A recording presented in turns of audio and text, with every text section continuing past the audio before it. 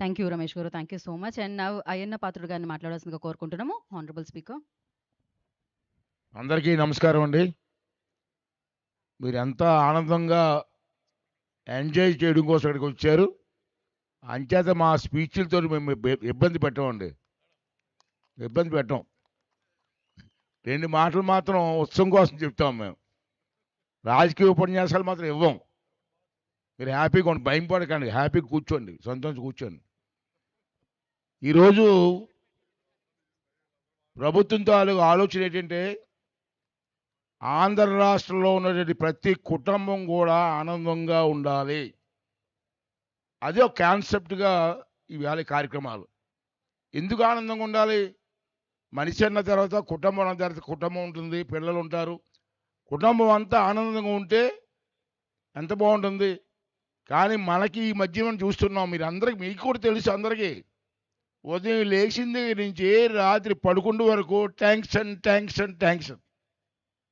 దేనికి టెన్షన్ మనకి అర్థం అవ్వదు, మీకు అర్థం అవ్వదు, మాకు అర్థం అవ్వదు. అందరికీ టెన్షన్. ఏంటంటే టెన్షన్గా ఉందిరా బాబు అంటూ ఉంటాం. అటువంటి టెన్షన్ లేకుండా కుటుంబం, భార్యాభర్తలు, పిల్లలు, కుటుంబం అంతా ఆనందంగా ఉండాలి అనే ఉద్దేశంతో చంద్రబాబు నాయుడు గారు ఈ కాన్సెప్ట్ని తీసుకురావడం జరిగింది. విశాఖ ఉత్సవాలు కానీ ఇక్కడ కానీ ఈ 5-6 రోజుల నుంచి బ్రహ్మాండంగా జరుగుతున్నాయి.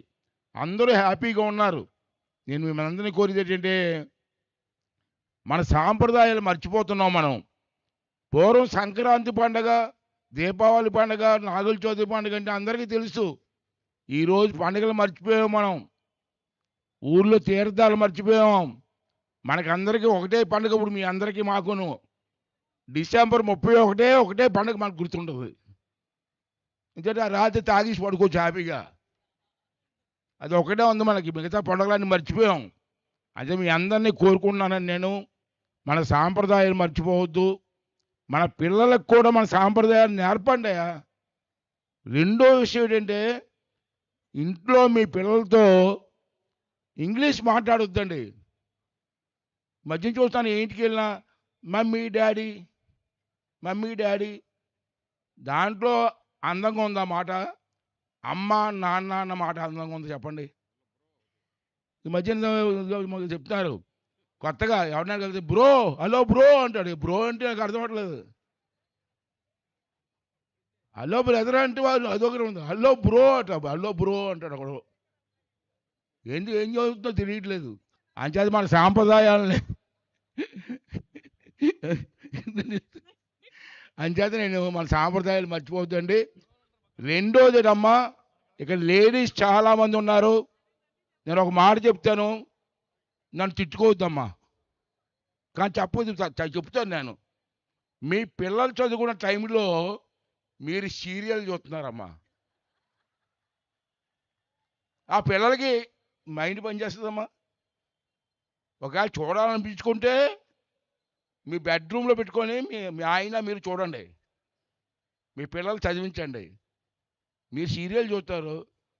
ఏమమ్మా పిల్లలు చదువుకోవాలమ్మా అంటే, ఉండండి డిస్టర్బ్ చేయకండి, మంచి సీరియల్ పోతుంది అంటున్నారు.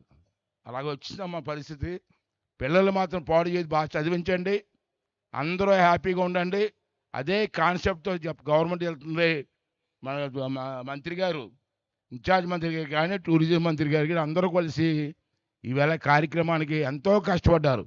ముగించే ముందు ఒకసారి డిపార్ట్మెంట్ వారికి, కలెక్టర్ గారు కానీ, ఎస్పీ గారు కానీ, అన్ని డిపార్ట్మెంట్ల వారు కూడా ఈ 5 రోజుల నుంచి కూడా కష్టపడి వాళ్ళు పడుకోలేదు, మమ్మల్ని పడుకోనివ్వలేదు.